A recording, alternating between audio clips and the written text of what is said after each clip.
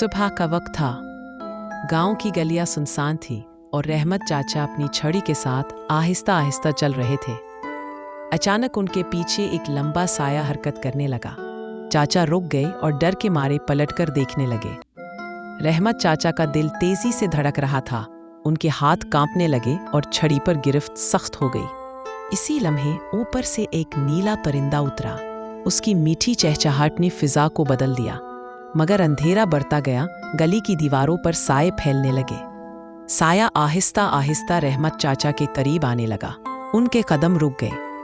चाचा के माथे पर पसीने के कतरे झलकने लगे। दिल में खौफ था मगर साथ ही दुआ का सहारा भी।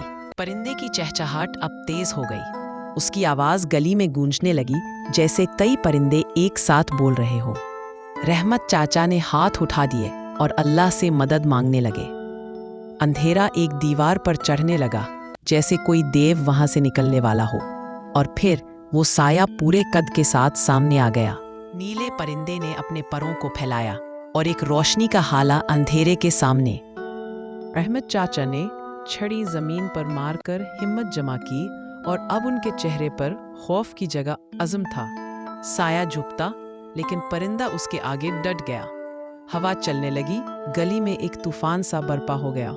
अंधेरा और रोशनी आपस में टकरा रहे थे और फिर साया टूटने लगा जैसे धुआं बिखर रहा हो। अचानक सूरज की किरणें गली में उतर आईं, अंधेरा गायब होने लगा। वो साया जो गांव को डरा रहा था हमेशा के लिए खत्म हो गया। रहमत चाचा के चेहरे पर एक मुस्कुराहट उभरी, उनके दिल में सुकून उतर आया। वो आहिस्ता आहिस्ता मस्जिद के दरवाजे तक पहुंचे जहां रोशनी उनका इस्तकबाल कर रही थी। नमाज के बाद उन्होंने हाथ उठाए, शुक्र अदा किया और दुआ मांगी। गांव वालों को बुलाकर कहा, अंधेरे से डरना नहीं, रोशनी हमेशा गालिब आती है। गांव के बच्चे हंसते हुए नीले परिंदे के पीछे दौड़ने लगे।